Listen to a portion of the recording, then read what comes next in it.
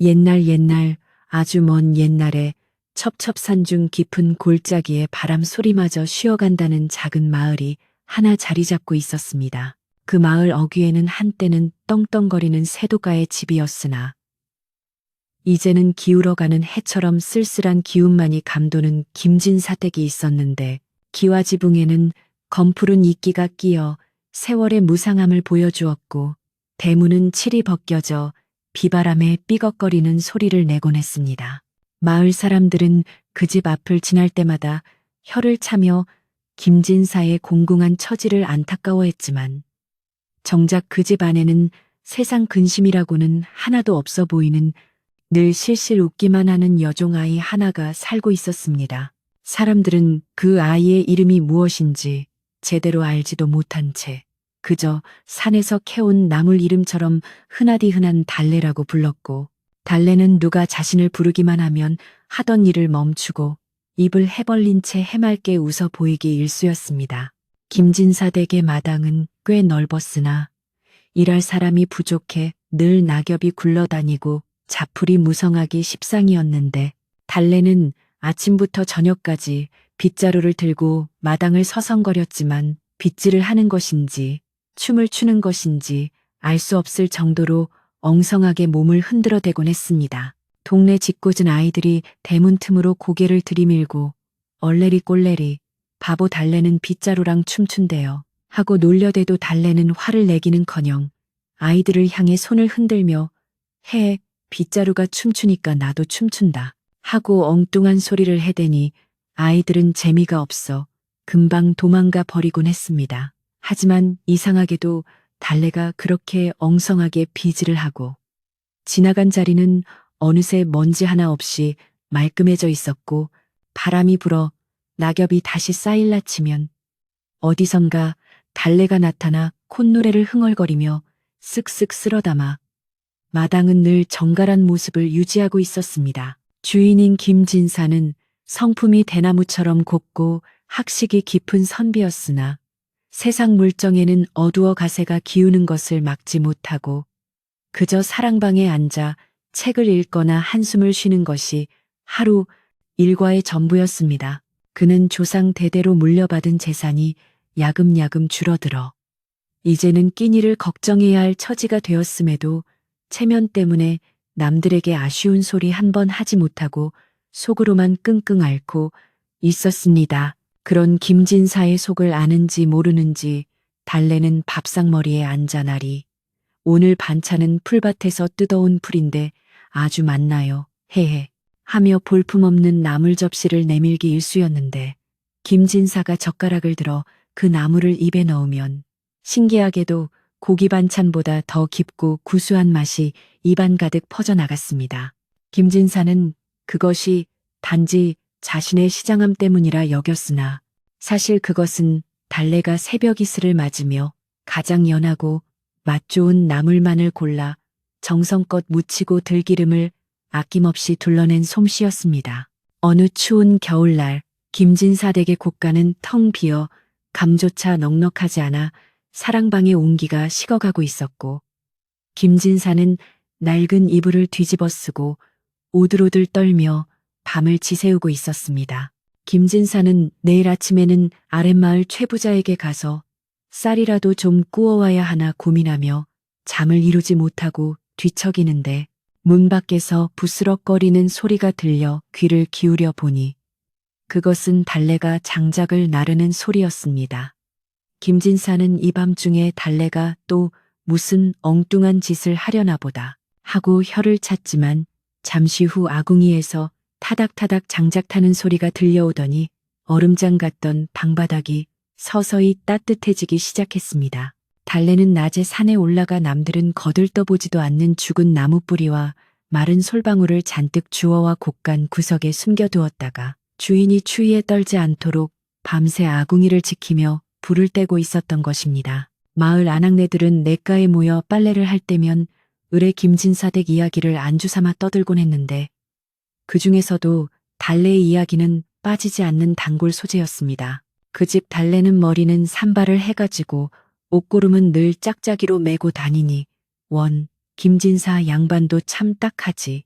그런 모자란 아이를 데리고 어떻게 사나 몰라.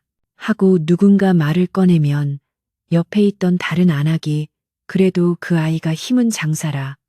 물동이를 2개씩이고 날라도 끄떡없다지 않은가. 머리는 나빠도 몸이 튼튼하니 밥값은 하는 게지 하며 맞장구를 쳤습니다. 하지만 그들은 달래가 빨래터에서 남들이 버리고 간 몽당 비누 조각을 주워다 모으고 해진 옷감을 얻어다 밤새 기워 김진사의 헌옷을 새 옷처럼 손질해 놓는다는 사실은 까맣게 모르고 있었습니다. 달래는 남들 앞에서는 일부러 물동이를 엎지르거나 빨래 방망이를 놓쳐 물벼락을 맞는 척하며 사람들의 웃음거리가 됨으로써 자신의 진짜 능력을 철저히 감추고 있었습니다. 김진사 댁에는 달래 말고도 늙은 행랑아범과 주방을 돕는 어린 참모가 있었지만 행랑아범은 귀가 어두워 말귀를 잘 알아듣지 못했고 참모는 아직 어려서 철이 없었기에 집안의 대소사는 알게 모르게 달래의 손을 거쳐야만 돌아가고 있었습니다. 어느 날 장날이 되어 김진사가 장을 보러 가려 하자 달래는 꼬깃꼬깃한 쌈지 하나를 김진사의 손에 쥐어주며 나리, 이거 저번에 길 가다 주운 돌멩이인데 반짝반짝 이뻐서요. 장 구경시켜주세요. 헤헤 하고 바보 같은 소리를 했습니다. 김진사가 펴보니 그 안에는 놀랍게도 꽤 묵직한 엽전 몇 dom이 들어있었는데 달래가 산에서 약초를 캐어 장사꾼들에게 몰래 팔아모은 돈이었습니다. 김진사는 달래가 돈인 줄도 모르고 주운 것이라 생각하며 허허 이 녀석이 복을 주워왔구나 하고 기특해하며 그 돈으로 쌀과 고기를 사와 오랜만에 집안의 기름진 냄새를 풍길 수 있었습니다. 세월이 흘러 김진사의 가세는 더욱 기울어 이제는 집을 내놓아야 할지도 모른다는 소문이 마을에 파다하게 퍼졌고 김진사는 조상님들 뵐 면목이 없다며 밤마다 마당에 나가 달을 보며 탄식했습니다. 달래는 그런 주인의 모습을 문틈으로 지켜보며 남몰래 주먹을 꽉 쥐었는데 그녀의 눈빛은 낮에 보여주던 흐리멍덩한 눈빛과는 전혀 다르게 밤하늘의 별처럼 총명하고 날카롭게 빛나고 있었습니다. 달래는 사실 영모에 휘말려 멸문지화를 당한 어느 명문가의 딸이었으나 목숨을 부지하기 위해 신분을 숨기고 바보 행세를 하며 이 산골 마을로 숨어들어와 김진사 댁에 의탁하고 있었던 것입니다. 그녀는 자신의 정체가 탄로나면 자신을 거두어준 김진사에게까지 화가 미칠 것을 염려하여 철저하게 바보 연기를 하며 그림자처럼 집안을 돌보고 있었습니다. 어느 날 김진사는 서책을 정리하다가 실수로 귀한 먹을 바닥에 쏟고 말았는데 검은 먹물이 방바닥에 흥건하게 퍼져 닦아내기 난감한 상황이 되었습니다. 김진사가 당황하여 어쩔 줄 몰라 하고 있을 때 걸레를 들고 들어온 달래는 어이쿠 날이 까만 물이 춤을 추네요. 제가 춤추는 애들 다 잡아갈게요 하며 너스레를 떨었습니다. 달래는 걸레로 먹물을 훔쳐내면서 은근슬쩍 붓을 들어 바닥에 묻은 먹물 자국 위에 매와 가지 하나를 쓱 그려 넣었는데 그 솜씨가 어찌나 빠르고 절묘한지 먹물 얼룩이 순식간에 고고한 매화나무 그림으로 변해버렸습니다. 김진사는 바닥을 닦고 나가는 달래의 뒷모습을 보며 방금 자신이 본 것이 헛것인가 싶어 눈을 비볐지만 바닥에는 여전히 매화 향기가 나는 듯한 그림이 남아있어 고개를 갸웃거릴 뿐이었습니다. 달래는 부엌에서 밥을 지을 때도 쌀 한 톨 허투루 쓰는 법이 없었는데 쌀 씻은 물은 받아두었다가 숭늉을 끓이거나 시래기를 삶는 데 쓰고 남은 불씨는 화로에 담아 방 안으로 들여보내 훈기를 더했습니다. 그녀는 솥뚜껑을 여닫을 때마다 맛있어져라. 뚝딱. 날이 건강해져라. 뚝딱. 하고 주문을 외우는 척하며 밥알 하나하나가 고루 익도록 불 조절을 기가 막히게 해냈습니다. 마을 사람들은 김진사 댁 굴뚝에서 나는 연기만 보고도 저 집 바보 종년이 또 밥 태우는 모양이네 하고 쑥덕거렸지만 정작 김진사의 밥상에 오르는 밥은 윤기가 자르르 흐르고 찰기가 넘쳐 입에 넣으면 달콤하게 녹아내렸습니다. 달래는 자신의 영민함을 감추기 위해 일부러 밥을 풀 때 밥주걱에 밥알을 덕지덕지 붙여서 덜렁대는 신압을 했고, 김진사는 그런 달래를 보며 녀석 밥 욕심은 많아가지고 하며 허허 웃어 넘기곤 했습니다. 계절이 바뀌어 봄이 오고 마당 구석구석에 꽃이 피어나기 시작하자 달래의 일과는 더욱 바빠졌는데, 그녀는 겨우 내 묵은 먼지를 털어내고 창호지를 새로 바르는 일을 도맡아 했습니다. 달래는 풀을 찐 때도 밀가루를 온 얼굴에 묻히고 날이 제가 하얀 귀신이 됐어요 하며 장난을 쳤지만, 그녀가 바른 문창호는 주름 하나 없이 팽팽하게 당겨져 마치 거울처럼 매끈했습니다. 김진사는 창호지 바르는 날이면 달래가 온 집안을 밀가루 투성이로 만들까봐 걱정했지만, 일이 끝나고 나면 언제나 집안이 말끔하게 정돈되어 있어 신기하게 생각했습니다. 달래는 문풍지를 바르면서도 문틈 사이로 들어오는 바람의 방향을 계산하여 가장 따뜻한 쪽으로 잠자리를 봐주는 세심함을 발휘했지만, 겉으로는 그저 구멍 막았다, 이제 바람 안 들어온다 하고 소리치며 아이처럼 껑충껑충 뛸 뿐이었습니다. 그러던 어느 날 마을 장터에 다녀온 행랑아범이 숨을 헐떡이며 김진사에게 달려와 날이 큰일 났습니다. 관아에서 사람들이 나와 벽보를 붙였는데 도적대가 이 근방에 출몰했다 합니다. 하고 다급하게 알렸습니다. 김진사는 겁에 질려 대문을 걸어 잠그라고 명했지만, 낡은 대문 빗장은 이미 썩어서 재구시를 못한 지 오래였습니다. 달래는 불안해하는 김진사를 보며 부엌으로 달려가 숯검댕을 손에 묻히고 나와 대문 앞에 서서 이 빗장은 내가 지킨다. 도적놈들 오면 내가 이 숯검댕으로 얼굴을 까맣게 칠해줄 테다 하고 소리쳤습니다. 김진사는 달래의 철없는 소리에 쓴웃음을 지었지만, 그날 밤 달래는 모두가 잠든 사이 몰래 대문 빗장에 튼튼한 참나무 가지를 덧대어 그 누구도 쉽게 열지 못하도록 단단히 고정해 두었습니다. 밤이 깊어지자 산새 소리마저 끊기고 마을은 쥐 죽은 듯 고요해졌는데, 김진사는 잠자리에 누워서도 불안한 마음에 쉬이 잠들지 못하고 뒤척였습니다. 그때 사랑방 문 밖에서 달래가 나직하게 흥얼거리는 노랫소리가 들려왔는데, 그 가락이 어찌나 구슬프고도 평온한지 김진사는 스르르 눈꺼풀이 무거워지며 깊은 잠에 빠져들게 되었습니다. 달래는 김진사가 잠든 것을 확인하고는 마당으로 나와 밤하늘을 올려다보며 자신이 잃어버린 가족들과 옛집을 떠올리며 소리 없는 눈물을 훔쳤습니다.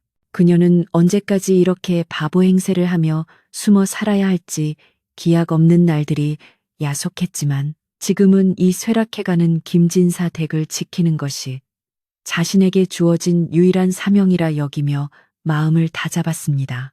이튿날 아침 김진사가 눈을 뜨고 밖으로 나오니 마당에는 간밤에 무슨 일이 있었냐는 듯 평화로운 햇살이 쏟아지고 있었고, 달래는 여느 때처럼 빗자루를 들고 춤추듯 마당을 쓸고 있었습니다. 김진사는 간밤에 꿈결처럼 들었던 노랫소리가 달래의 것이었는지 의아해하며 물었지만, 달래는 노래요?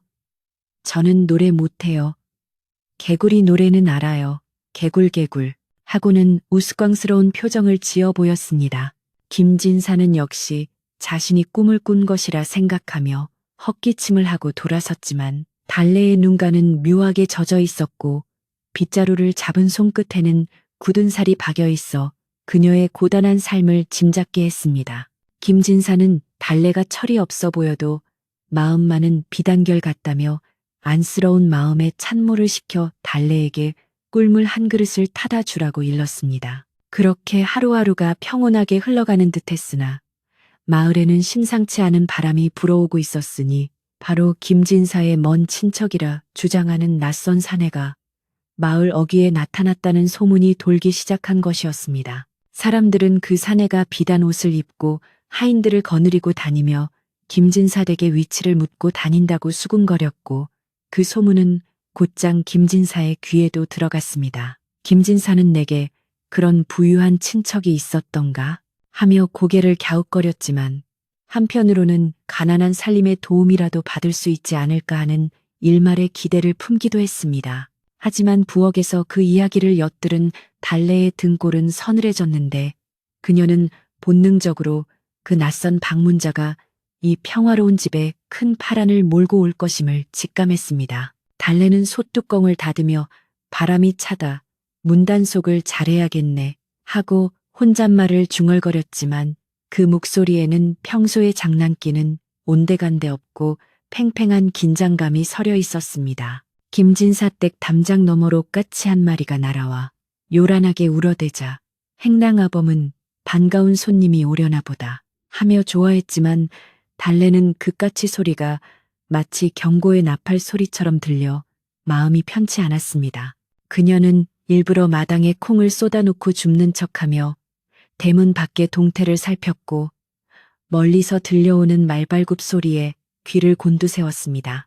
달래는 자신이 지켜온 이 작은 평화가 깨어질까 두려웠지만 겉으로는 여전히 콩알을 주워 먹으며 아이 고소해 콩이 떼구르르 굴러가네 하고 바보 같은 소리를 멈추지 않았습니다. 김진사는 그런 달래를 보며 혀를 찼지만 달래의 손은 콩을 줍는 척하면서 마당에 흩어진 돌멩이들을 은밀하게 문 쪽으로 모아두고 있었으니 이는 만약의 사태에 대비한 그녀 나름의 방비책이었습니다. 해가 뉘엿뉘엿 넘어가고 땅거미가 질 무렵 드디어 마을 입구에 흙먼지를 일으키며 한 무리의 사람들이 나타났고 그 선두에는 눈매가 매섭고 입가에 비열한 웃음을 띤 중년의 사내가 말을 타고 있었습니다. 그는 자신을 표생원이라 칭하며 김진사를 찾았고 마을 사람들은 김진사 댁으로 그를 안내하며 호기심 어린 눈빛으로 뒤를 따랐습니다. 김진사는 허둥지둥 대문까지 마중을 나갔고 달래는 대문 기둥 뒤에 숨어 표생원의 일거수일투족을 관찰하며 그의 눈빛이 탐욕으로 번들거리는 것을 놓치지 않았습니다. 표생원은 김진사를 보자마자 말에서 내려 과장된 몸짓으로 인사를 올리며 아이고, 형님, 제가 너무 늦게 찾아왔습니다 하고 너스레를 떨었지만 달래는 그 목소리에서 뱀이 기어가는 듯한 섬뜩함을 느꼈습니다. 김진사는 표생원을 반갑게 맞이하여 사랑방으로 들였고 오랜만에 찾아온 손님 대접을 위해 집안은 분주해졌습니다. 달래는 부엌에서 술상을 차리며 귀를 쫑긋 세우고 사랑방의 대화를 엿들으려 했지만 표생원이 데려온 건장한 하인들이 부엌 입구를 막아서는 바람에 접근하기가 쉽지 않았습니다. 표생원의 하인들은 달래를 보며 어디서 저런 거지 같은 계집종을 쓴담 하고 킥킥거리며 비웃었지만 달래는 그들에게 헤헤 아저씨들은 힘세다. 나랑 씨름할래요? 하고 달려들어 그들을 당황하게 만들었습니다. 하인들이 달래를 밀쳐내며 짜증을 내는 사이 달래는 그들의 진보다리 사이를 비집고 들어가 슬쩍 짐작을 해보니 그 안에는 값비싼 비단이나 곡식이 아니라 무언가 불길한 문서 뭉치들이 들어있는 듯한 묵직한 느낌을 받았습니다. 사랑방에서는 표생원이 김진사에게 갖은 가머니서를 늘어놓으며 자신이 한양에서 큰 장사를 하고 있는데 형님의 가세를 일으켜 주겠노라고 큰 소리를 치고 있었습니다. 김진사는 표생원의 화려한 말솜씨에 홀려 의심을 거두고 고마워하며 술잔을 기울였고 표생원은 김진사가 취하기만을 기다리는 듯 연거푸 술을 권했습니다. 달래는 술상을 들고 방으로 들어가면서 문턱에 걸려 넘어지는 척하며 술병을 엎질렀고 표생원의 옷에 술이 튀자 그는 벌떡 일어나 이런 천한 것이 하며 달래의 뺨을 올려붙일 듯 손을 치켜들었습니다. 김진사가 황급히 말리며 아우님 참게 이 아이가 좀 모자라서 그러네 하고 사과하자 표생원은 삭막한 표정으로 손을 내리며 형님 댁 하인 교육이 엉망이군요 하고 쏘아 붙였습니다. 달래는 바닥에 엎드려 잘못했어요. 잘못했어요. 바닥이 미끌미끌해서 춤을 췄어요. 하고 빌면서도 고개를 숙인 채 표생원의 소매 끝자락에 숨겨진 빳빳한 종이 조각을 곁눈질로 확인했습니다. 그것은 분명 누군가의 빅문서나 땅문서가 틀림없어 보였고 달래는 이자가 김진사를 도우러 온 것이 아니라 김진사의 남은 재산마저 삼키러 온 사기꾼임을 확신하게 되었습니다. 방에서 쫓겨난 달래는 부엌 구석에 쭈그리고 앉아 콩닥거리는 가슴을 진정시키며 어떻게 하면 어수룩한 주인을 이 위기에서 구해낼 수 있을지 머리를 굴리기 시작했습니다. 달래의 눈앞에는 김진사가 조상님께 물려받은 이 집과 마을 사람들이 그나마 의지하고 지내는 이 평화로운 터전이 표생원의 탐욕에 의해 무너져 내리는 불길한 환영이 스쳐 지나갔습니다. 밤이 깊어 표생원은 객방에 들었고 김진사도 술에 취해 잠이 들었지만 달래는 잠들지 못하고 마당을 서성거렸습니다. 그때 어둠 속에서 누군가 달래의 어깨를 툭 쳤는데 돌아보니 이 집에서 가장 오래 일한 박노파였습니다. 박노파는 평소 말이 없고 무뚝뚝한 성격이었으나 이날만큼은 달래의 눈을 뚫어지게 쳐다보며 낮게 속삭였습니다. 아가, 저 사람은 눈빛이 뱀 같으니 조심해야 한다. 내 평생 사람을 많이 겪어봤지만 웃음 뒤에 칼을 숨긴 자는 냄새부터가 다르다.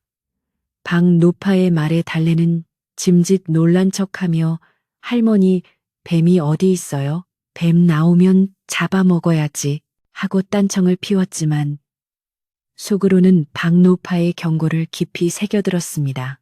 박노파는 달래의 그런 태도에 한숨을 쉬며 돌아섰지만 그녀 역시 달래가 그저 바보만은 아니라는 것을 어렴풋이 느끼고 있었는지도 모릅니다. 다음날 아침부터 표생원은 본색을 드러내기 시작했는데 그는 김진사에게 집안 살림을 자신이 맡아서 불려주겠다며 곳간 열쇠와 장부를 요구했습니다. 김진사는 망설였지만 표생원이 형님은 글만 읽으셔서 세상 셈법을 모르시니 제가 도와드리는 겁니다. 라고 끈질기게 설득하자 결국 열쇠를 내주고 말았습니다.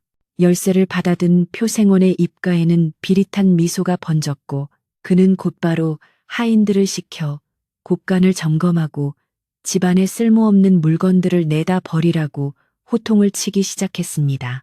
그 쓸모없는 물건들 중에는 달래가 애지중지 모아두었던 책감들과 말린 나물들도 포함되어 있어 달래는 발을 동동 구르며 내 보물들인데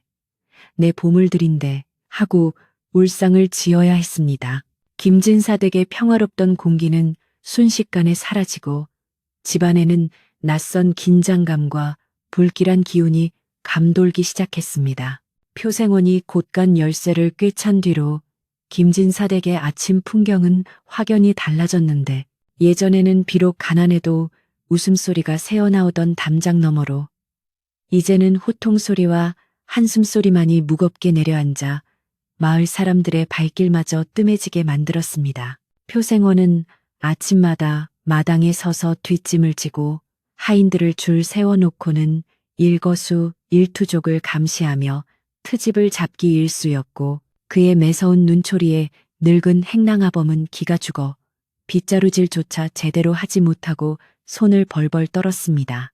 달래는 그런 표생원의 뒤통수에 대고 몰래 혀를 내밀거나 우스꽝스러운 표정을 지어 다른 하인들의 웃음을 유발하며 긴장된 분위기를 풀어보려 애썼지만 집안 전체를 휘감고 있는 검은 먹구름 같은 불안감을 완전히 걷어내기에는 역부족이었습니다. 부엌의 사정도 예전 같지 않아 찬모는 쌀독을 긁을 때마다 표생원의 눈치를 봐야 했는데 표생원이 식솔들의 밥양을 절반으로 줄이라고 엄명을 내렸기 때문에 밥그릇은 민망할 정도로 가벼워졌습니다. 달래는 자신의 밥그릇에 담긴 밥이 겨우 쥐 오줌만큼이라며 투덜대는 척하면서 아이고 배야, 뱃속에 거지가 들어앉았나, 밥 더 달라고 난리네 하고 소란을 피웠지만 사실 그녀는 산에서 캐온 잿불이나 나무 열매를 몰래 삶아 줄인 배를 채우고 자신의 밥을 몰래 덜어 나이 많은 박노파나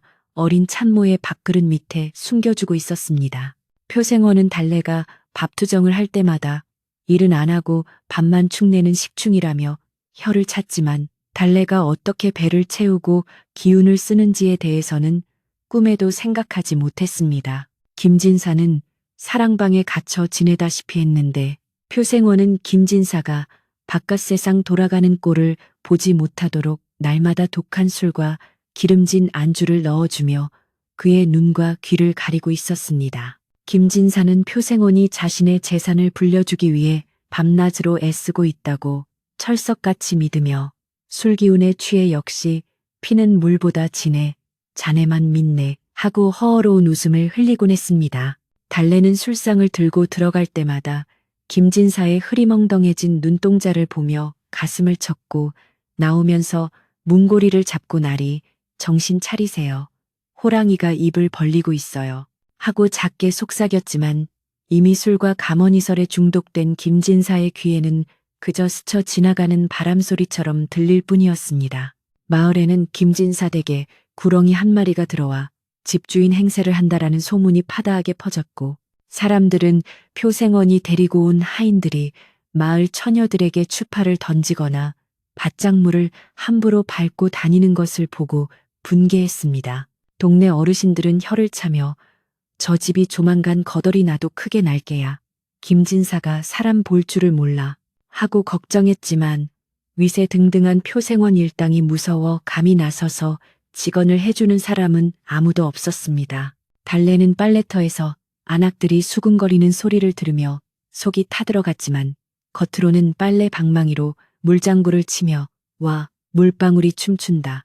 구렁이도 춤추나 하고 엉뚱한 소리를 해대며 마을 사람들의 시선을 분산시키려 노력했습니다. 어느 날 표생원은 달래를 마당 한가운데로 불러세우고는 내년이 며칠 전 내 비단 옷을 빨면서 거름 냄새가 나게 만들었다지. 일부러 그런 것이냐 아니면 정말 머리가 모자란 것이냐 하고 힐난하며 회초리를 들었습니다. 달래는 사실 표생원의 옷에 몰래 썩은 콩물을 살짝 묻혀 빨았던 것이 맞았지만 눈을 동그랗게 뜨고 아이고 나리 저는 꽃향기 나라고 풀밭에 널어 말렸는데 개똥이 묻었나 봐요. 개똥도 약이라던데 좋은 거 아니에요? 하고 천연덕스럽게 대꾸했습니다. 표생원은 기가 차서 말을 잇지 못하고 회초리를 휘두르려 했으나 마침 지나가던 김진사가 이를 보고 아우님 저 아이는 하늘이 낸 바보일세 때린다고 알아듣겠나 하고 만류하는 바람에 겨우 매질을 면할 수 있었습니다. 달래는 표생원의 핍박이 심해질수록 더욱더 바보 같은 행동을 과장되게 하며 그의 경계심을 허물어뜨리려 했지만 표생원은 달래의 눈빛이 가끔씩 섬뜩할 정도로 맑게 빛나는 것을 느끼고 본능적인 거부감을 가지고 있었습니다. 그는 하인들에게 저 계집종을 잘 감시해라. 멍청한 척하면서 훔쳐가는 게 있을지 모른다 라고 지시했고 그때부터 달래의 일거수일투족은 감시의 대상이 되었습니다. 달래는 부엌 뒤편 텃밭에 숨겨두었던 비상금 쌈지를 다른 곳으로 옮겨야겠다고 생각했지만 감시의 눈길 때문에 꼼짝달싹 할 수 없어 밤이 깊어지기만을 기다리며 애태우는 날들이 계속되었습니다. 그러던 중 표생원이 집안의 가구들과 집기들을 하나둘씩 장사꾼들에게 넘기기 시작했는데 그는 김진사에게 너무 낡아서 새 것으로 바꾸려 한다. 라고 둘러댔지만 사실은 돈이 될 만한 고가구들을 팔아치우고 싸구려 물건으로 채워 넣는 것이었습니다. 김진사가 아끼던 자개장롱이 헐값에 팔려나가는 것을 본 달래는 장사꾼들이 물건을 싣고 나가는 길목에 드러누워 이 장롱은 우리 할머니 귀신이 사는 집인데 가져가면 귀신이 따라갈 텐데 하고 발버둥을 치며 떼를 썼습니다. 장사꾼들은 찜찜해하며 머뭇거렸지만 표생원이 미친년 소리 듣지 말고 어서 싣고 가라 하고 호통을 치는 바람에 결국 장롱은 실려 나갔고 달래는 흙바닥에 주저앉아 엉엉 우는 시랩을 하며 멀어져가는 장롱을 바라보아야만 했습니다. 박노파는 부엌 구석에서 나무를 다듬고 있는 달래에게 다가와 구분등을 두드리며 아가, 너무 애쓰지 마라. 기둥이 썩으면 지붕은 무너질 수밖에 없는 법이다. 너라도 몸성이 있다가 때가 되면 떠나거라 하고 체념 섞인 위로를 건넸습니다. 하지만 달래는 눈물을 쓱 닦으며 박노파의 손을 꼭 잡고 할머니, 기둥이 썩었으면 새 나무를 덧대면 되잖아요. 제가 산에서 제일 튼튼한 나무를 구해올게요. 헤헤 하고 웃어 보였지만 잡은 손에 들어간 힘은 그녀의 결의가 얼마나 단단한지를 보여주고 있었습니다. 박노파는 달래의 말 속에 뼈가 있음을 눈치채고 놀란 눈으로 그녀를 바라보았으나 달래는 언제 그랬냐는 듯 다시 콧노래를 부르며 콩나물 대가리를 따기 시작했습니다. 어느 날 밤 달래는 표생원의 방에서 새어나오는 불빛을 보며 조심스럽게 마루 밑으로 기어들어가 엿듣기를 시도했는데 방 안에서는 표생원과 낯선 거간꾼의 은밀한 대화가 오가고 있었습니다. 거간꾼은 이 정도 논밭이면 꽤 큰 돈이 될 것입니다만 주인 양반의 인장이 찍힌 위임장이 있어야 관아에 신고를 할 수 있습니다. 라고 말했고 표생원은 형님 도장은 내가 알아서 할 테니 자네는 매수자나 확실히 잡아두게 라고 자신만만하게 대답했습니다. 달래는 이들이 단순히 가구를 파는 수준을 넘어 집과 논밭을 통째로 팔아넘기려는 흉계를 꾸미고 있음을 확인하고 소스라치게 놀랐지만 숨소리조차 죽이며 그들의 대화를 끝까지 머릿속에 새겨 넣었습니다. 다음 날부터 표생원은 김진사의 방을 들락거리며 무엇인가를 애타게 찾는 눈치였는데 그것은 바로 김진사의 인장이 들어있는 함이었습니다.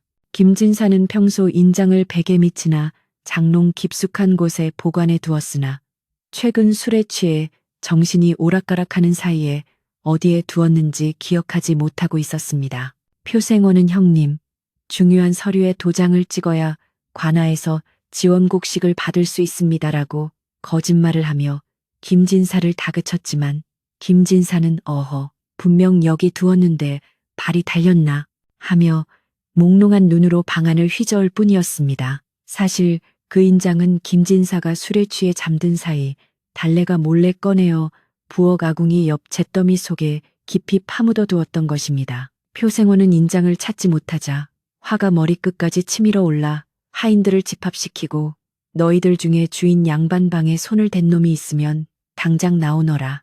만약 자백하지 않으면 모두 멍석마리를 시킬 것이다. 라고 으름장을 놓았습니다. 하인들은 공포에 질려 서로의 얼굴만 쳐다볼 뿐 아무도 나서지 못했는데 이때 달래가 손을 번쩍 들며 저요. 제가 방 청소하다가 뭘 봤어요. 하고 외쳤습니다. 표생원의 눈이 번뜩이며 오냐, 내년이 가져갔느냐, 어디에 두었느냐 하고 다급히 묻자 달래는 내 방구석에 반짝이는 게 있어서 쥐가 물어가는 걸 제가 봤어요. 쥐 잡으러 갈까요? 하고 엉뚱한 소리를 해대어 표생원의 복장을 터지게 만들었습니다. 분노한 표생원은 달래를 당장 광에 가두라고 명했고 달래는 억울하다는 듯이 발버둥을 치며 끌려가면서도 표생원을 향해 쥐가 가져갔다니까요. 쥐가 나리 도장으로 떡 해먹나 봐요. 하고 끝까지 바보 연기를 멈추지 않았습니다. 캄캄한 광에 갇힌 달래는 차가운 바닥에 앉아 무릎을 끌어안았지만 그녀의 표정은 두려움보다는 안도감으로 차분하게 가라앉아 있었습니다. 인장이 표생원의 손에 들어가는 것을 막았다는 사실에 잠시 시간을 벌었다고 생각했지만 표생원이 이대로 물러설 위인이 아님을 알기에 다음 수를 생각하느라 머릿속이 복잡해졌습니다. 광문 틈으로 들어오는 희미한 달빛을 보며 달래는 자신이 숨겨둔 인장이 무사하기를 그리고 김진사가 제발 정신을 차리기를 간절히 기도했습니다. 한편 인장을 찾지 못한 표생원은 김진사에게 억지로 지장을 찍게 하려 했으나 김진사는 아무리 술에 취했어도 선비의 자존심으로 인장 없는 문서에는 서명할 수 없다고 고집을 피웠습니다. 표생원은 김진사를 윽박지르기도 하고 달래기도 하며 진을 뺐지만 김진사의 고집을 꺾지 못하자 결국 위조 인장을 파오기로 결심하고 마을에 도장 파는 노인을 은밀히 불러들이라 지시했습니다. 이 소식을 전해 들은 행랑아범은 광 쪽에 다가가 작은 목소리로 달래야 저놈이 가짜 도장을 만든다고 한다. 큰일 났다. 하고 알려주었고 달래는 어둠 속에서 주먹을 불끈 쥐며 가짜는 진짜를 이길 수 없어요. 하고 나지막이 중얼거렸습니다. 달래가 광에 갇혀 있는 동안 집안 꼴은 더욱 엉망이 되었는데 마당에는 쓰레기가 쌓이고 부엌에는 설거지감이 산더미처럼 불어나 악취가 진동하기 시작했습니다. 찬모와 박노파가 일을 하려 해도 표생원의 하인들이 회방을 놓거나 일을 시키지 못하게 감시했기 때문에 집안은 순식간에 폐가처럼 변해갔습니다. 김진사는 방에서 나와 이 참혹한 광경을 보고 충격을 받았으나 표생원이 형님, 이것은 집을 새로 단장하기 위한 과정입니다. 조금만 참으시면 대궐 같은 집이 될 것입니다. 라고 둘러대는 말에 다시 힘없이 방으로 들어갈 수밖에 없었습니다. 마을 사람들은 담장 너머로 보이는 쓰레기 더미와 흉흉한 분위기에 혀를 내두르며 이제 김진사 댁은 끝났어. 도깨비 소굴이 다 되었구먼. 하고 수군거렸습니다. 광에 갇힌 지 사흘째 되던 날, 달래는 배고픔과 추위에 지쳐가고 있었지만 정신만은 그 어느 때보다 맑게 깨어 있었습니다. 그녀는 광구석에 쌓인 집단 속에서 쥐들이 돌아다니는 소리를 들으며 어릴 적 아버지가 들려주셨던 지혜로운 자는 위기 속에서 길을 찾는다는 말씀을 되새겼습니다. 달래는 자신의 옷고름을 풀어 쥐구멍 앞에 덫을 놓는 심예를 하며 시간을 보냈지만 사실은 광문을 열고 탈출할 방법을 모색하고 있었습니다. 낡은 문경첩이 녹슬어 헐거워진 것을 발견한 달래는 바바를 으깨어 틈새에 바르고 조금씩 흔들어가며 문을 헐겁게 만들고 있었는데 이는 오랜 시간 인내심을 가지고 작업해야 하는 일이었습니다. 표생원은 가짜 인장이 완성되기를 기다리며 마을의 유지들을 불러 모아 잔치를 벌일 계획을 세웠는데 이는 김진사가 재산을 자신에게 위임했다는 것을 공공연하게 알리기 위한 쇼였습니다. 그는 마을 사람들에게 김진사가 몸이 안 좋아 내가 대신 집안을 건사하기로 했으니 떡과 술을 대접하겠소 라고 알리며 인심을 쓰는 척했습니다. 하지만 마을 사람들은 그 잔치가 김진사 댁을 집어삼킨 것을 자축하는 자리임을 눈치채고 있었기에 아무도 기뻐하지 않았고 오히려 남의 눈에 피눈물 흘리게 하고 얼마나 잘 사나 보자 하며 이를 갈았습니다. 잔치날이 다가올수록 김진사 댁의 마당에는 긴장감이 팽팽하게 감돌았고 광 속에 갇힌 달래의 탈출 계획도 막바지에 이르고 있었습니다. 마침내 잔치 전날 밤 비바람이 몰아치며 천둥 번개가 요란하게 울리는 틈을 타 달래는 헐거워진 문경첩을 잇는 힘껏 밀어 젖혔습니다. 삐거덕거리는 소리는 천둥 소리에 묻혔고 달래는 비에 젖은 생쥐꼴을 하고 광 밖으로 빠져나오는데 성공했습니다. 그녀는 곧바로 부엌으로 달려가 아궁이 속재를 뒤져 숨겨두었던 인장을 찾아 품에 안았고 그 온기에 안도하며 깊은 숨을 내쉬었습니다.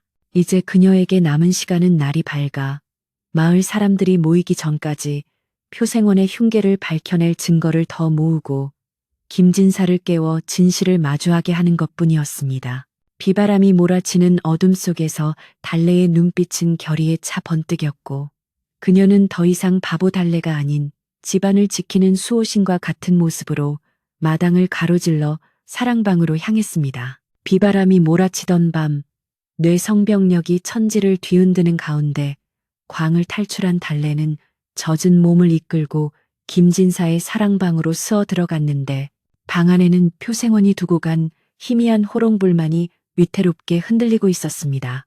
김진사는 깊은 잠에 빠져 있었으나 그 숨소리가 거칠고 식은땀을 흘리고 있어 달래는 직감적으로 이것이 단순한 술기운이 아님을 알아차렸습니다. 그녀는 떨리는 손으로 김진사의 맥을 짚어보았는데 맥박이 불규칙하고 미약하게 뛰는 것이 누군가 음식에 몰래 약을 탄 것이 분명해 보였습니다.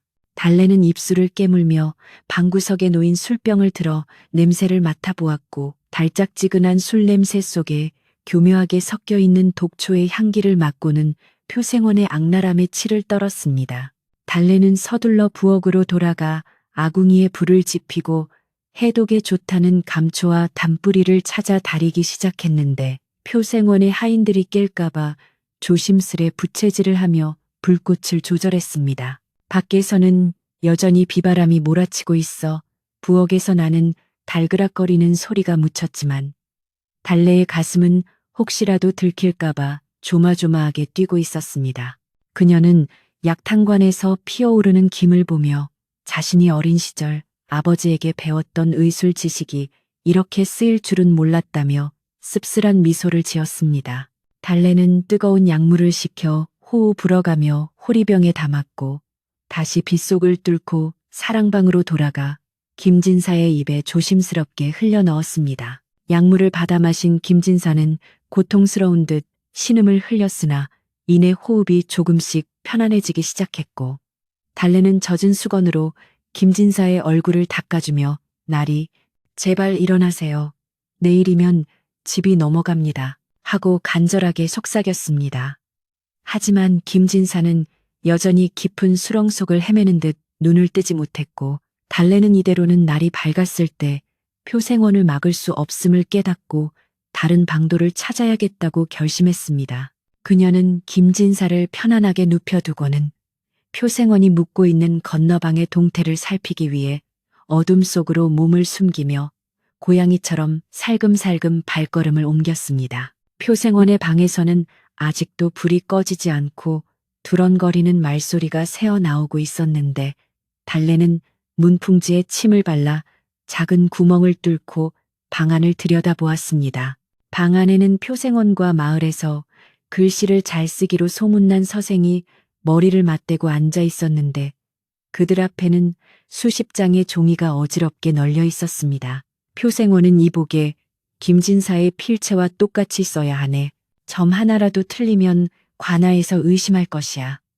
하고 으름장을 놓았고 서생은 식은 땀을 흘리며 붓을 놀리고 있었습니다. 달래는 그들이 위조하고 있는 것이 집문서와 양도 증서임을 확인하고는 이 명백한 증거를 어떻게 확보할 것인지 머리를 굴리기 시작했습니다. 그때 표생원이 갑자기 문 쪽을 쳐다보며 밖에 누구냐 하고 소리치는 바람에 달래는 황급히 마루 밑으로 몸을 숨겨야 했는데 심장이 터질 것만 같아 숨소리조차 제대로 낼 수 없었습니다. 표생원이 문을 벌컥 열고 나와 주위를 두리번거렸지만 칠흑 같은 어둠과 빗소리 때문에 달래를 발견하지 못하고 바람소리인가 보군. 내가 너무 예민해졌어. 하며 다시 방으로 들어갔습니다. 달래는 안도의 한숨을 내쉬며 표생원이 잠들 때까지 기다렸다가 그 증거물들을 빼내오기로 마음먹고 차가운 마루 밑 흙바닥에 엎드려 기다림의 시간을 견뎌내었습니다. 빗물에 젖은 옷이 몸에 달라붙어 으슬으슬 추워왔지만 그녀의 눈빛만은 어둠 속에서도 형형하게 빛나고 있었습니다. 새벽녘이 되어서야 표생원의 방불이 꺼지고 코를 고는 소리가 들려오기 시작하자 달래는 마루 밑에서 기어나와 조심스럽게 방문을 열고 들어갔습니다. 방 안에는 먹냄새와 술냄새가 진동하고 있었고 표생원과 서생은 술에 취해 다 떨어져 세상 모르고 자고 있었습니다. 달래는 발소리를 죽이며 그들이 쓰다 버린 파지들과 완성된 위조문서가 놓인 탁자로 다가갔는데 손이 떨려 하마터면 부통을 건드릴 뻔했습니다. 그녀는 심호흡을 한 번 하고 완성된 위조문서 한 장과 연습했던 종이 뭉치들을 챙겨 품속 깊이 넣은 뒤 그 자리에 백지들을 채워 넣어 감쪽같이 속임수를 썼습니다. 방을 빠져나온 달래는 밖으로 나오자마자 다리가 풀려 주저앉을 뻔했으나 곧 날이 밝으면 마을 사람들이 모여들 것이기에 지체할 시간이 없었습니다. 그녀는 확보한 증거물들을 부엌 아궁이 밑바닥 깊은 곳, 자신이 찾아둔 진짜 인장이 있는 곳에 함께 숨겨두었습니다. 이제 그녀에게는 김진사의 진짜 인장과 표생원의 위조 행각을 증명할 가짜 문서들이 모두 손안에 들어온 셈이었습니다. 달래는 부엌 한 구석에 쭈그리고 앉아 잠시 눈을 붙이려 했지만 다가올 결전의 시간에 대한 긴장감으로 인해 잠은 오지 않고 머릿속만 더욱 맑아졌습니다. 아침 해가 떠오르자 비는 언제 왔냐는 듯 그치고 맑게 갠 하늘이 드러났으나 김진사 댁의 공기는 여전히 무겁고 습하게 가라앉아 있었습니다. 표생원은 일찍 일어나 의관을 정지하고 마당으로 나와 하인들에게 잔치 준비를 서두르라 재촉했는데 그의 얼굴에는 승리감에 도취된 비열한 웃음이 걸려 있었습니다. 그는 광 쪽을 힐끗 쳐다보며 그 미친년은 며칠 굶겼으니 이제 좀 잠잠해졌겠지. 오늘 잔치 끝나면 멀리 내다 팔아버려야겠다 라고 중얼거렸습니다. 그때 부엌에서 달래가 하품을 크게 하며 걸어 나오자 표생원은 마치 귀신을 본 듯 소스라치게 놀라 뒷걸음질 쳤습니다. 네, 내년이 어떻게 거기서 나와? 분명히 광에 가두고 자물쇠를 채웠는데 표생원이 큉소리를 지르자 달래는 부스스한 머리를 극적이며 해에 천둥님이 문을 쾅 하고 열어주던데요. 쥐들이랑 놀다가 배고파서 나왔어요. 밥 주세요, 밥. 하고 천연덕스럽게 대꾸했습니다. 표생원은 하인들을 노려보며 누가 문을 열어줬느냐고 추궁했지만 하인들도 영문을 몰라 서로 얼굴만 쳐다볼 뿐이었습니다. 표생원은 당장이라도 달래를 다시 가두고 싶었지만 대문 밖에서 벌써 마을 어르신들의 헛기침 소리가 들려오기 시작해 억지로 화를 참으며 오늘 하루 쥐 죽은 듯이 있어라. 허튼 짓 하면 그땐 정말 가만두지 않겠다. 하고 으름장을 놓았습니다. 마을 사람들이 하나둘 김진사댁 마당으로 들어서기 시작했는데 그들은 잔치 음식을 먹으러 왔다기보다는 김진사의 안위가 걱정되어 모인 눈치였습니다. 촌장을 비롯한 마을 유지들은 사랑채 마루에 자리를 잡고 앉아 침통한 표정으로 서로 눈짓을 교환했습니다. 표생원은 그들 앞에 나서서 형님이 병환이 깊어 거동이 불편하시니 제가 대신하여 여러분을 모시게 되었습니다. 오늘 이 자리는 형님이 저에게 집안의 모든 권한을 맡기기로 공표하는 뜻깊은 자리입니다. 라고 뻔뻔스럽게 거짓말을 늘어놓았습니다. 사람들은 수군거리며 의심의 눈초리를 보냈지만 표생원의 위세에 눌려 누구 하나 선뜻 이의를 제기하지 못했습니다. 달래는 부엌에서 음식을 나르며 마루 위의 상황을 예의주시하고 있었는데 그녀는 표생원이 가짜 서류를 꺼내놓기 전에 김진사가 깨어나야만 한다고 생각했습니다. 그녀는 미리 준비해둔 해독차를 주전자 가장 아래쪽에 담고 위쪽에는 술을 담아 교묘하게 따를 수 있도록 만든 주전자를 들고 사랑방으로 향했습니다. 문지기 하인이 막아섰지만 달래는 날이 목마르시대요. 물 안 주면 내가 다 마셔버릴 거야. 하고 떼를 써서 겨우 방 안으로 들어갈 수 있었습니다. 김진사는 여전히 비몽사몽간이었지만 달래가 억지로 입을 벌려 차가운 해독차를 들이붓자 정신이 번쩍 드는 듯 눈을 크게 떴습니다. 나리, 정신 차리세요. 지금 밖에서 표생원이 집을 팔아 넘기려 하고 있어요. 이 차를 마시고 힘을 내서 나가셔야 해요. 달래는 평소의 바보 같은 말투가 아닌 또렷하고 단호한 목소리로 김진사의 귓가에 속삭였습니다. 김진사는 달래의 낯선 모습에 놀라 말을 잇지 못했으나 그녀의 눈빛에서 진실을 읽고는 고개를 끄덕이며 떨리는 손으로 남은 차를 마셨습니다. 달래는 김진사의 옷매무새를 다듬어주며 제가 밖에서 신호를 보내면 그때 나오세요. 그때까지는 절대 기척을 내시면 안 됩니다. 라고 당부하고는 다시 바보 같은 표정을 지으며 빈 주전자를 들고 방을 나갔습니다. 마당에서는 잔치가 무르익어가고 있었지만 분위기는 초상집처럼 가라앉아 있었고 표생원은 사람들의 반응이 시원치 않자 초조해하며 서둘러 일을 마무리 지으려 했습니다. 그는 품에서 비단 보자기에 쌓인 서류 뭉치를 꺼내 탁자 위에 올려놓으며 자, 이것이 형님이 작성해 주신 위임장과 집문서입니다. 여기 촌장님께서 증인이 되어주시면 관아에 제출하도록 하겠습니다. 라고 말했습니다. 촌장은 떨떠름한 표정으로 서류를 집어들고 꼼꼼히 살펴보았으나 필체가 김진사의 것과 너무나 흡사하여 의심할 여지가 없어 보였습니다. 마을 사람들은 김진사가 정말 정신을 놓았나 보군. 조상 대대로 내려온 집을 저런 사람에게 넘기다니 하며 탄식했습니다. 그때 달래가 큰 떡시루를 머리에 이고 비틀거리며 마루 앞으로 다가왔는데 그녀는 일부러 표생원의 발 앞에 걸려 넘어지는 척하며 시루를 엎어버렸습니다.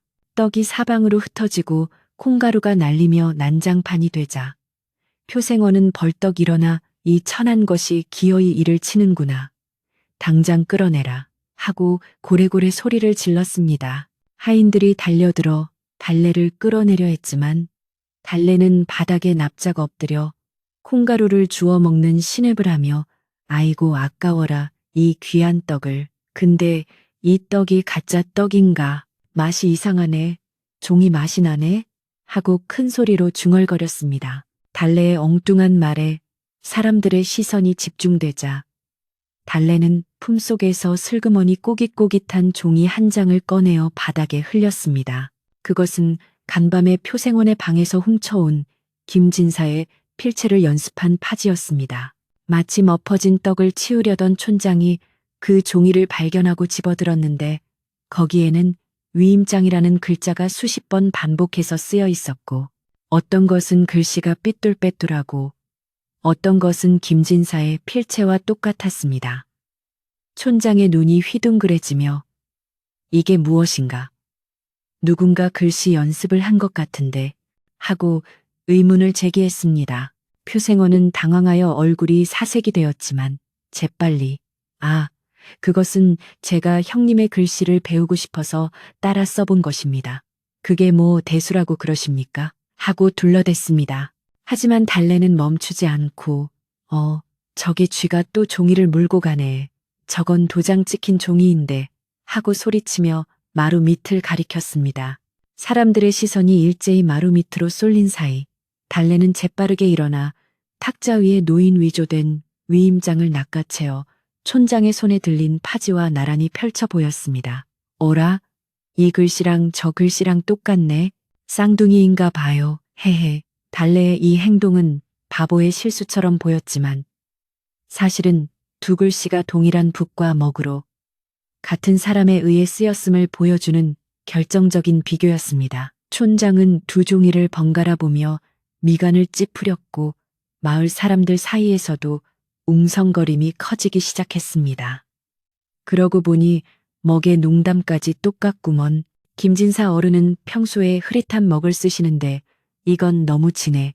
누군가 예리하게 지적하자 표생원은 식은땀을 흘리며 이 무지렁이들이 감히 양반의 필체를 논하다니 썩 물러가라 하고 윽박질렀습니다. 하지만 이미 불붙은 의심은 쉽게 꺼지지 않았고 달래는 그 틈을 타서 부엌 쪽을 향해 윙크를 보냈습니다. 그것은 숨어서 지켜보던 박노파와 참모에게 준비한 것을 가져오라는 신호였습니다. 박노파가 떨리는 손으로 쟁반을 들고 나왔는데 그 위에는 흙투성이가 된 낡은 괴짝 하나가 놓여 있었습니다. 표생원은 그것이 무엇인지 몰라 어리둥절해했지만 달래는 저건 우리 주인 마님 보물상자인데 아궁이 속에서 구워져서 군고구마 냄새가 나요 하고 떠들었습니다. 촌장이 괴짝을 열어보니 그 안에는 김진사의 진짜 인장과 표생원이 하인들을 시켜 훔쳐다 팔아먹은 집기들의 목록이 적힌 장부가 들어 있었습니다.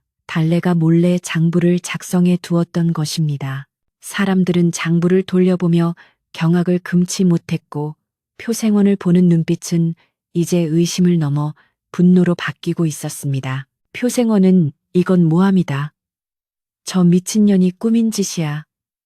하고 발악했지만 그의 목소리는 이미 떨리고 있었습니다. 달래는 이제 더 이상 바보 연기를 할 필요가 없다고 느꼈는지 서서히 허리를 펴고 표생원을 똑바로 응시했습니다. 그녀의 눈빛은 서리발처럼 차가웠고 입가에 맴돌던 해픈 웃음은 온데간데 없이 사라져 있었습니다. 마을 사람들은 달래의 갑작스러운 변화에 놀라 숨을 죽였고 마당에는 폭풍 전야와 같은 팽팽한 긴장감이 감돌았습니다. 달래는 천천히 입을 열어 천지간에 춤추는 바람도 거짓을 가려내는데 사람이 어찌 하늘을 속이려 하십니까? 하고 또렷한 목소리로 일갈했습니다. 그 목소리는 낭낭하고 기품이 있어 듣는 이로 하여금 저절로 고개를 숙이게 만드는 위엄이 서려 있었습니다. 표생원은 뒷걸음질 치며 너 정체가 뭐냐 하고 더듬거렸습니다. 바로 그때 닫혀있던 사랑방 문이 활짝 열리고 병색이 완연하지만 꿋꿋한 자세로 김진사가 걸어 나왔습니다. 김진사는 분노에 찬 눈으로 표생원을 노려보며 내 집에서 당장 나가거라, 이 파렴치한 놈, 하고 호통을 쳤습니다. 달래는 김진사의 뒤에 조용히 서서 이제 곧 벌어질 진실의 심판을 준비하며 옷매무새를 단정히 했습니다. 바야흐로 거짓의 가면이 벗겨지고 진실이 백일하에 드러나는 순간이 다가오고 있었습니다. 김진사의 서슬퍼런 호통 소리가 마당을 쩌렁쩌렁 울리자 표생원은 마치 벼락을 맞은 고목처럼 그 자리에 얼어붙어 입만 뻥긋거릴 뿐 아무런 말도 하지 못했습니다. 방금 전까지 기세등등하게 위세를 떨치던 모습은 온데간데 없고 사색이 된 얼굴로 김진사와 달래를 번갈아 쳐다보는 그의 눈동자는 심하게 흔들리고 있었습니다. 마을 사람들도 죽은 줄만 알았던 김진사가 저토록 정정한 모습으로 나타나자 놀라움과 반가움에 웅성거리기 시작했고 분위기는 순식간에 표생원에게 불리한 쪽으로 급물살을 타기 시작했습니다. 김진사는 비틀거리는 걸음을 옮겨 마루 끝에 서서 떨리는 손가락으로 표생원을 가리키며 내 자네를 믿고 집안을 맡겼거늘 어찌 이토록 비열한 짓을 꾸밀 수가 있단 말인가 하고 피를 토하듯 절규했습니다. 표생원은 그제야 정신을 차린 듯 억지 웃음을 지으며 형님, 오해입니다. 이 모든 것은 형님의 병세가 깊어 헛것을 보시는 것이고 저 계집종이 꾸민 사악한 연극일 뿐입니다. 라고 변명하며 상황을 모면하려 애썼습니다. 그는 하인들에게 눈짓을 보내며 저 미친년이 주인 어른께 무슨 약을 먹였는지 모른다. 당장 끌어내고 형님을 방으로 모셔라 하고 고함을 질렀습니다. 건장한 하인들이 주춤거리며 다가오자 달래는 한치의 물러섬도 없이 그들 앞을 가로막고 서서 누구든 한 발짝만 더 다가오면 관아에 가서 이 모든 사실을 고변할 것입니다. 라고 서늘하게 경고했습니다. 그녀의 목소리는 더 이상 어눌한 바보의 것이 아니었고 대갓집 안방마님처럼 위엄있고 단호하여 하인들은 그 기세에 눌려 뒷걸음질 치고 말았습니다. 달래는 천천히 몸을 돌려 표생원을 정면으로 응시하며 품에서 꺼낸 장부를 높이 치켜들고 마을 사람들을 향해 또렷한 목소리로 말하기 시작했습니다. 여러분, 이 장부를 보십시오. 여기에는 표생원이 이 집에 들어온 날부터 지금까지 몰래 내다 판 세간살이와 곡식의 내역이 낱낱이 적혀 있습니다. 자개장롱은 쌀 2가마니에 팥그릇 세트는 엽전 5냥에 심지어 조상님 제사에 쓰는 제기들까지 헐값에 넘겼습니다. 달래가 장부의 내용을 하나하나 읊어내려가자 마을 사람들의 입에서는 탄식과 분노의 소리가 터져나왔습니다. 그것은 단순한 살림살이가 아니라 김진사 댁의 역사이자 마을의 자존심이나 다름없는 물건들이었기에 사람들은 마치 자신의 살점이 떨어져 나간 듯한 아픔과 분노를 느꼈습니다. 표생원은 그 장부는 조작된 것이다. 글도 모르는 년이 어떻게 그런 걸 쓴단 말이냐 하고 악을 썼지만 달래는 코웃음을 치며 붓과 먹을 가져오라 일렀습니다. 지필목이 준비되자 달래는 거침없이 붓을 놀려 그 자리에서 일필이지로 문장을 써 내려갔는데 그 글씨체는 힘이 넘치고 유려하여 웬만한 선비들도 흉내내기 힘들 정도의 명필이었습니다. 그녀가 쓴 글은 사필기정, 즉 모든 일은 반드시 바른 길로 돌아간다는 뜻의 사자성어였습니다. 달래가 쓴 글씨를 본 촌장은 감탄을 금치 못하며 이 필체는 어릴 적부터 체계적으로 배우지 않고서는 나올 수 없는 솜씨일세. 자네는 도대체 누구인가? 하고 물었습니다. 달래는 붓을 내려놓고 옷매무새를 단정히 한 뒤 김진사와 마을 어르신들을 향해 정중하게 절을 올리고 자신의 숨겨온 이야기를 털어놓기 시작했습니다. 저는 본래 한양에 살던 홍대감의 딸이옵니다. 아버님께서 억울하게 영모 누명을 쓰고 돌아가신 후 관비로 끌려갈 처지가 되어 신분을 숨기고 이 산골로 숨어들었습니다. 제 정체가 드러나면 저를 거두어 주신 김진사. 어른께 해가 될까 두려워 지난 몇 년간 바보 행세를 하며 지낼 수밖에 없었습니다. 달래의 고백을 들은 사람들은 충격에 입을 다물지 못했고 김진사는 홍 대감의 따님이라니 내 그 귀한 분을 종처럼 부렸단 말인가 하며 망연자실해했습니다. 모든 진실이 밝혀지자 표생원은 더 이상 발을 붙일 곳이 없음을 깨닫고 마지막 발악으로 품에 숨겨두었던 단도를 꺼내들고 김진사에게 달려들었습니다. 이대로는 못 간다. 내 놈들이 나를 망치려 드느냐. 표생원의 갑작스러운 행동에 사람들이 비명을 지르며 물러설 때 달래가 번개같이 몸을 날려 마당에 있던 빗자루를 집어들어 표생원의 손목을 정확하게 가격했습니다. 악! 하는 비명과 함께 단도가 바닥에 떨어지자 멍하니 서 있던 행랑아범과 마을 청년들이 우르르 달려들어 표생원을 제압하고 바닥에 짓눌렀습니다. 흙투성이가 된 채 바닥에 깔린 표생원은 짐승 같은 소리를 내며 버둥거렸지만 분노한 마을 사람들의 힘을 당해낼 수는 없었습니다. 촌장은 지팡이로 바닥을 내리치며 이 흉악한 놈을 당장 관하로 끌고 가라. 남의 재산을 탐한 것도 모자라 사람을 해하려 하다니 국법으로 엄히 다스려야 할 것이다. 라고 호통을 쳤습니다. 마을 청년들은 밧줄로 표생원을 꽁꽁 묶어 질질 끌고 나갔고 그의 하인들은 혼비백산하여 도망치기에 바빴습니다. 끌려가는 표생원의 뒤통수에 대고 마을 안악들은 소금을 뿌리며 다시는 이 마을에 얼씬도 하지 마라. 쉬 하고 침을 뱉었습니다. 그 소란스러웠던 마당은 표생원 일당이 사라지고 나서야 비로소 안정을 되찾았지만 사람들은 여전히 놀란 가슴을 쓸어내리며 삼삼오오 모여 수군거리고 있었습니다. 김진사는 마루에서 내려와 달래 앞에 무릎을 꿇으려 했으나 달래가 황급히 맞절을 하며 이를 말렸습니다. 나리, 어찌 이러십니까? 저는 그저 이 집의 식구로서 마땅히 해야 할 일을 했을 뿐입니다. 달래의 겸손한 말에도 김진사는 눈물을 흘리며 아닐세. 자네가 아니었으면 나는 눈 뜨고 코 베일 뻔했네.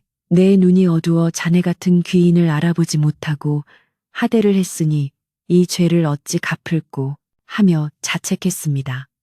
달래는 김진사의 손을 잡고 일으켜 세우며 지난 세월 저를 가족처럼 따뜻하게 대해주신 은혜를 잊지 않고 있습니다. 이제 집안의 우환이 사라졌으니 마음을 편히 가지십시오. 라고 위로했습니다. 마을 사람들은 달래를 경이로운 눈빛으로 바라보며 지난날 그녀를 바보라고 놀렸던 자신들의 행동을 부끄러워했습니다. 박노파는 달래의 손을 잡고 아이고 내 눈이 옹이구멍이지 이런 귀한 아가씨를 몰라보고 다진 일만 시켰으니 하며 울먹였고 참모도 달래의 뒤에 숨어 미안함에 고개를 들지 못했습니다. 달래는 박노파와 찬모를 안아주며 할머니 덕분에 제가 버틸 수 있었어요. 찬모야, 너도 고생 많았다.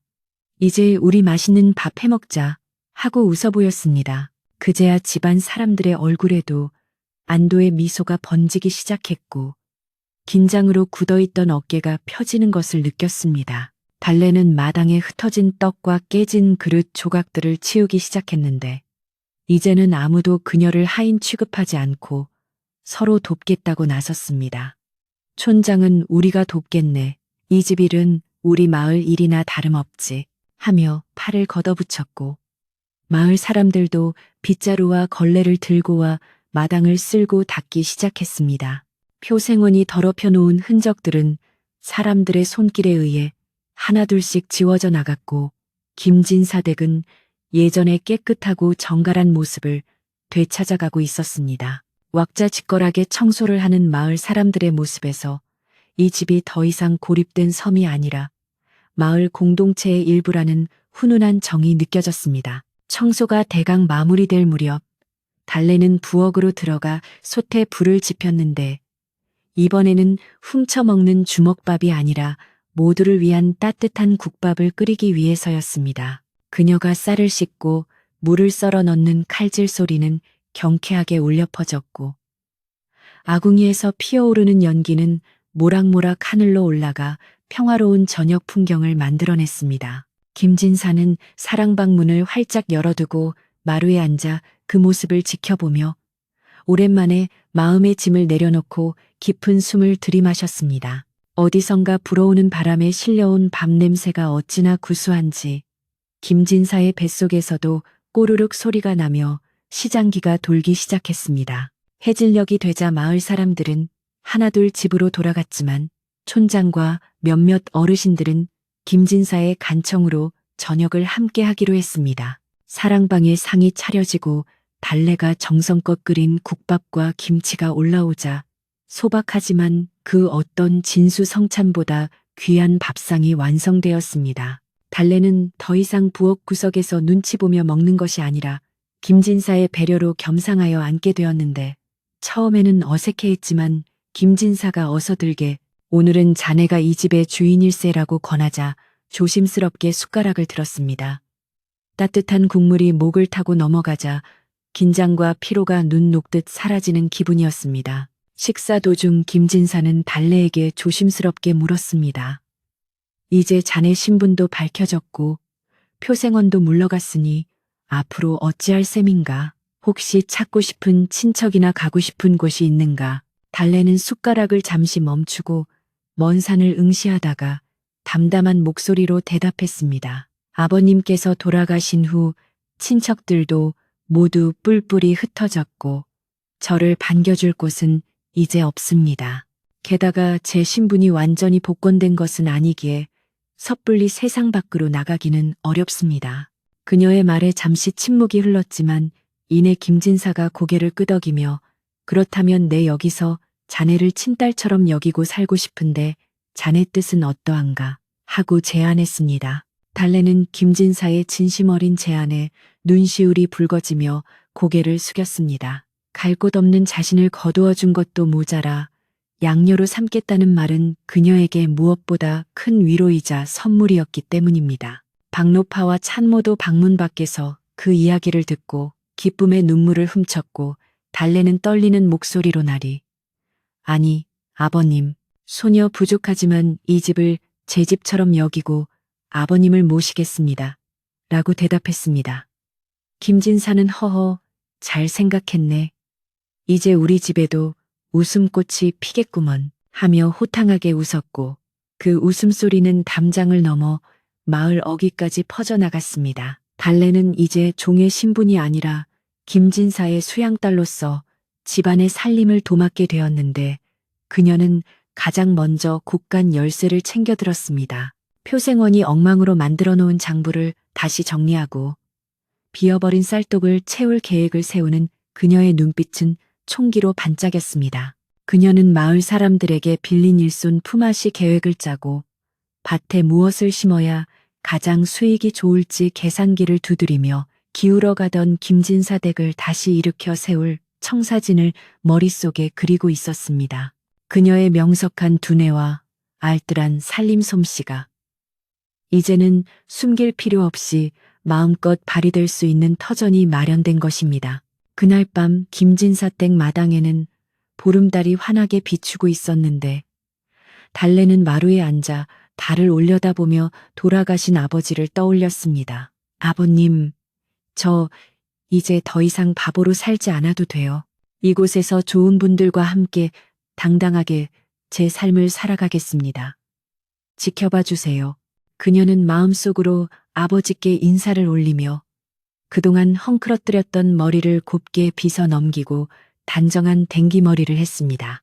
달빛 아래 드러난 그녀의 얼굴은 고생의 흔적이 남아 있었지만 그 어느 때보다 맑고 고귀한 기품이 흐르고 있었습니다. 밤바람이 대나무 숲을 흔들며 사각거리는 소리를 냈지만 어제와 같은 두려움의 소리가 아니라 평화로운 자장가처럼 들려왔습니다.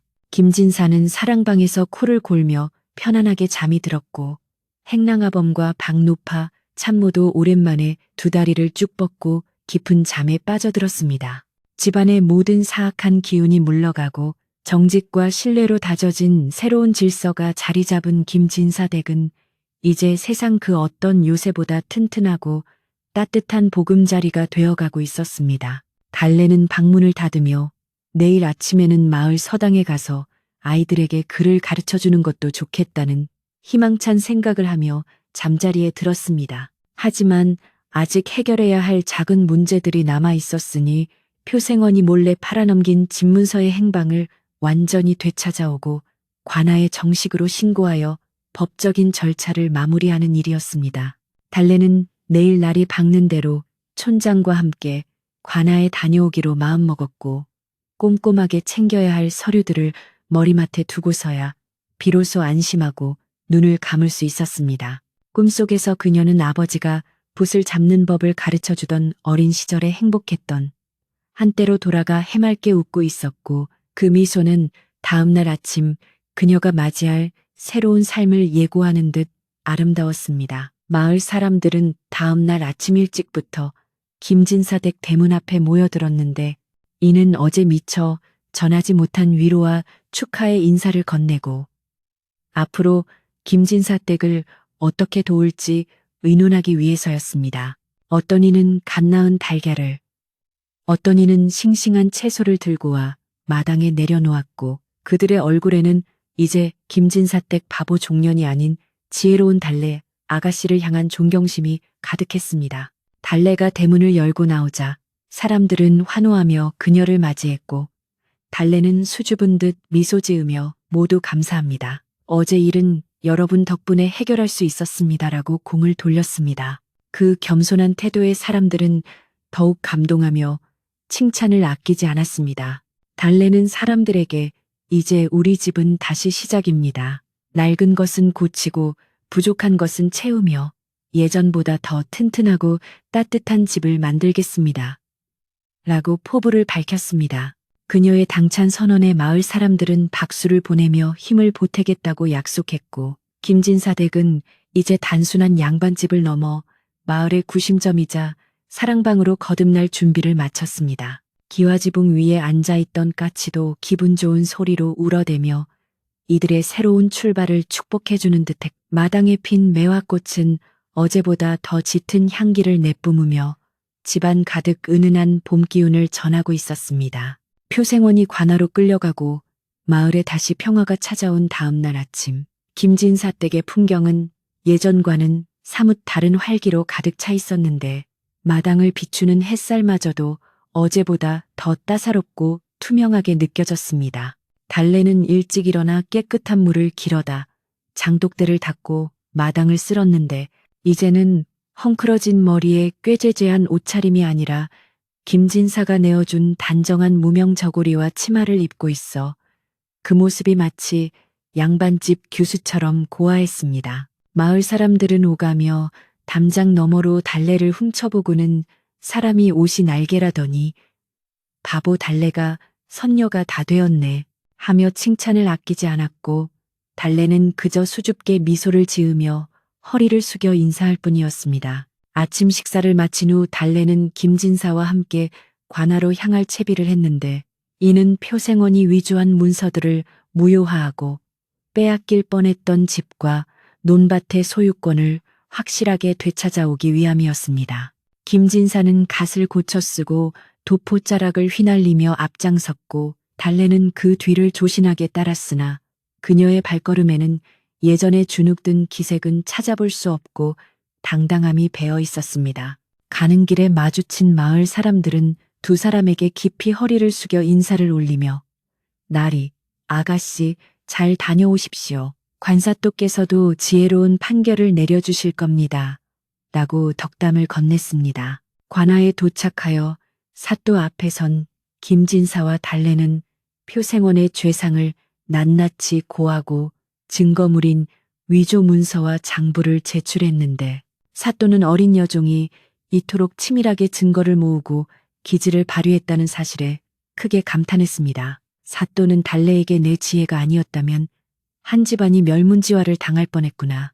너의 효심과 충심이 하늘에 닿았다라고 칭송하며 표생원 일당을 엄벌에 처하고 김진사의 모든 재산을 즉시 원상 복구시키라는 판결을 내렸습니다. 김진사는 감격의 눈물을 흘리며 사또에게 큰 절을 올렸고 달래 역시 안도의 한숨을 내쉬며 비로소 어깨에 짐을 내려놓을 수 있었습니다.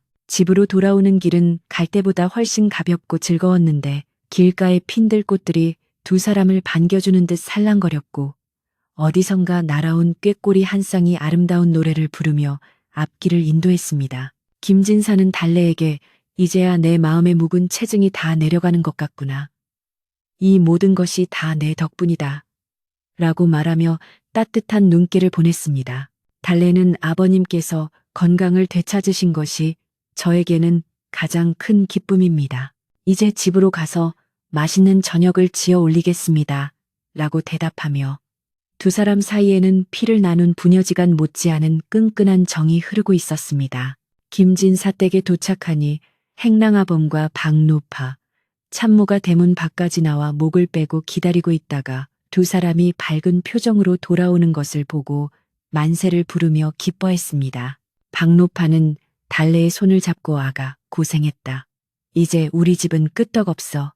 하며 눈시울을 붉혔고 참모는 부엌에서 미리 준비해둔 시원한 오미자차를 내왔습니다. 달래는 마루에 걸터 앉아 식구들과 차를 나누어 마시며 관아에서 있었던 일을 이야기해 주었고 이야기가 이어질 때마다 웃음꽃이 피어나 담장을 넘어 마을 어귀까지 퍼져나갔습니다. 그날 이후 달래는 김진사 댁의 안살림을 본격적으로 도맡아 꾸려 나가기 시작했는데 그녀의 야무진 손끝에서 집안은 하루가 다르게 변모해 갔습니다. 달래는 우선 표생원이 헐값에 팔아넘겼던 가구들을 되찾기 위해 장사꾼들을 찾아다니며 설득했고 그녀의 명석한 논리와 김진사의 체면을 앞세워 대부분의 물건을 되찾아올 수 있었습니다. 되찾아온 자개장롱이 안방에 다시 자리를 잡고 홀그릇들이 찬장에 가지런히 정리되자 집안은 예전의 품격을 되찾았고 김진사는 조상님들 뵐 면목이 섰다며 기뻐했습니다. 또한 달래는 밭농사에도 관여하여 마을의 노련한 농부들에게 조언을 구하고 서책에서 읽은 농사법을 적용하여 작물을 관리하기 시작했습니다. 그녀는 하인들에게 때를 놓치지 않는 것이 농사의 근본이다 라고 가르치며 씨를 뿌리고 김을 매는 시기를 정확하게 지시했습니다. 처음에는 어린 아가씨가 뭘 알겠냐며 반신반의하던 하인들도 달래가 시키는 대로 했더니 병충해가 줄어들고 곡식이 무럭무럭 자라는 것을 보고는 그녀를 작은 농사신이라 부르며 따르게 되었습니다. 김진사 댁의 논밭은 마을에서 가장 기름지고 풍요로운 땅으로 변해가고 있었습니다. 집안의 경제 사정이 나아지자 달래는 가장 먼저 식솔들의 처우를 개선했는데 행랑아범에게는 따뜻한 솜옷을, 박노파에게는 편안한 신발을, 찬모에게는 고운 댕기를 선물했습니다. 그동안 저 때문에 그리고 어려운 살림 때문에 고생들 많으셨어요. 이제는 배릿지 않고 춥지 않게 해드릴게요. 달래의 따뜻한 마음 씀씀이에 하인들은 감동하여 눈물을 흘렸고 주인과 하인이라는 신분을 넘어 한 가족처럼 서로를 아끼고 위하는 마음이 더욱 깊어졌습니다.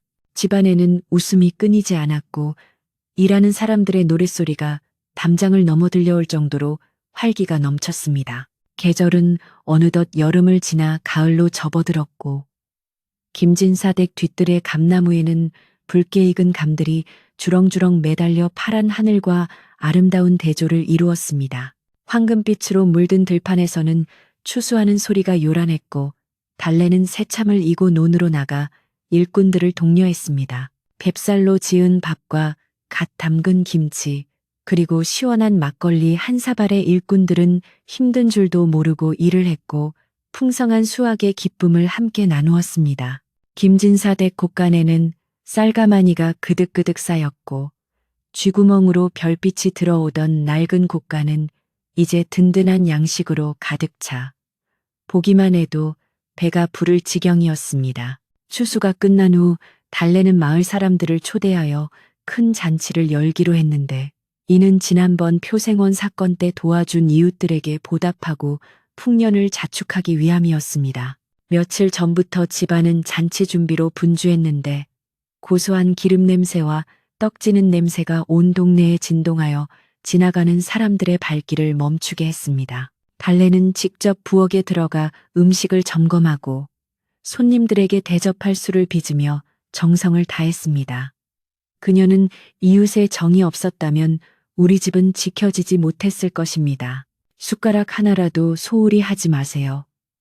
라고 참모에게 당부했습니다. 잔칫날이 되자 마을 사람들은 남녀노소 할 것 없이 모두 김진사 댁으로 모여들었고 마당에 깔린 멍석 위에는 푸짐한 음식상이 차려졌습니다. 김진사는 상석에 앉아 손님들을 맞이하며 이 모든 음식이 제 딸 달래의 정성입니다. 마음껏 드시고 즐기십시오 라고 권했습니다. 사람들은 떡과 고기, 과일을 배불리 먹으며 김진사 댁 인심이 예전보다 더 후해졌네 그려 하고 덕담을 주고받았고 흥에 겨운 사람들은 장구 장단에 맞춰 덩실덩실 춤을 추기도 했습니다. 달래는 곱게 차려입고 손님들 사이를 오가며 부족한 것이 없는지 살폈고 어르신들은 그녀의 손을 잡고 복덩이, 우리 마을의 복덩이라며 칭찬을 아끼지 않았습니다. 어느덧 해가 서산으로 넘어가고 마당에는 모닥불이 피어올랐는데 타닥타닥 타오르는 불꽃을 바라보며 사람들은 도란도란 예리하기를 나누었습니다. 촌장은 그때 표생원 놈이 끌려가던 꼴을 생각하면 지금도 10년 묵은 체증이 내려가는 것 같네 하며 껄껄 웃었고 다른 노인은 달래 아가씨가 바보 흉내를 낼 때 내가 혀를 찼던 게 얼마나 미안한지 몰라 하며 머쓱해했습니다. 달래는 그때는 저도 살기 위해 어쩔 수 없었지만 어르신들께서 저를 안쓰럽게 여겨주신 마음 다 알고 있습니다. 라고 웃으며 대답해 분위기를 훈훈하게 만들었습니다. 밤이 깊도록 이야기꽃은 시들 줄 몰랐고 사람들의 얼굴에는 평온함과 행복함이 가득했습니다. 잔치가 끝나고 사람들이 하나둘 집으로 돌아간 뒤 달래와 김진사 그리고 하인들은 마루에 둘러앉아 남은 음식을 나누며 하루를 정리했습니다. 몸은 고단했지만 마음만은 솜털처럼 가벼웠고 서로의 얼굴을 바라보는 눈빛에는 깊은 신뢰와 사랑이 담겨 있었습니다. 김진사는 달래에게 자네가 온 뒤로 이 집에 다시 생기가 도는구나. 내 평생 이렇게 행복한 가을은 처음일세라고 말했고 박노파도 내 죽기 전에 이런 호사를 누릴 줄은 몰랐네 하며 주름진 얼굴에 미소를 띄었습니다. 달래는 그들의 행복한 모습을 보며 자신이 지켜낸 것이 단순히 집과 재산이 아니라 바로 이 사람들의 웃음과 평화였음을 깨닫고 가슴 벅찬 보람을 느꼈습니다. 달래는 잠자리에 들기 전 마당으로 나와 밤하늘을 올려다보았는데 둥근 보름달이 환하게 집안을 비추고 있었습니다. 그녀는 달님을 향해 두 손을 모으고 아버님, 어머님, 저 이곳에서 참으로 좋은 분들과 행복하게 살고 있습니다. 부디 그곳에서도 평안하시고 저희를 지켜봐 주세요. 라고 나직이 기도했습니다. 달빛은 마치 부모님의 따뜻한 손길처럼 달래의 얼굴을 어루만져 주었고 대나무 숲을 스치는 바람 소리는 부드러운 자장가처럼 들려왔습니다. 달래는 이제 더 이상 외로운 도망자가 아니라 이 집의 든든한 버팀목이자 사랑받는 딸로서 깊이 뿌리내렸음을 느꼈습니다. 방으로 들어온 달래는 따뜻하게 데워진 아랫목에 이불을 깔고 누웠는데 온종일 분주하게 움직였던 탓인지 노곤함이 밀려와 눈꺼풀이 천근만근 무거워졌습니다. 창호지 문 너머로 들려오는 풀벌레 소리는 규칙적이고 평화로워 마치 세상의 모든 근심을 잊게 만드는 듯했고 멀리서 들리는 개 짖는 소리마저도 정겹게 느껴졌습니다. 김진사의 방에서도 규칙적인 숨소리가 들려오고 행랑채의 불빛도 하나둘 꺼지며 집안은 깊은 고요 속으로 빠져들었습니다. 쌀독은 가득 차 있고 문풍지는 튼튼하게 발라져 있어 그 어떤 찬바람도 들어올 틈이 없는 안전하고 포근한 밤이었습니다. 달래는 스르르 감기는 눈 속에서 따뜻한 봄날의 햇살과 황금빛 들판 그리고 웃고 있는 가족들의 얼굴을 떠올리며 깊고 편안한 잠의 세계로 빠져들었습니다. 옛날 어느 산골 마을, 지혜로운 여종이 지켜낸 김진사 댁의 이야기는 사람들의 입에서 입으로 전해지며 착한 마음과 지혜가 결국은 승리한다는 교훈을 남기고 오래도록 기억되었습니다. 바람이 맑게 불던 날 시작된 이야기는 이제 따뜻한 아랫목의 온기처럼 듣는 이의 마음을 덮이며 모두가 꿈꾸는 평화로운 안식 속으로 조용히 저물어 갔습니다.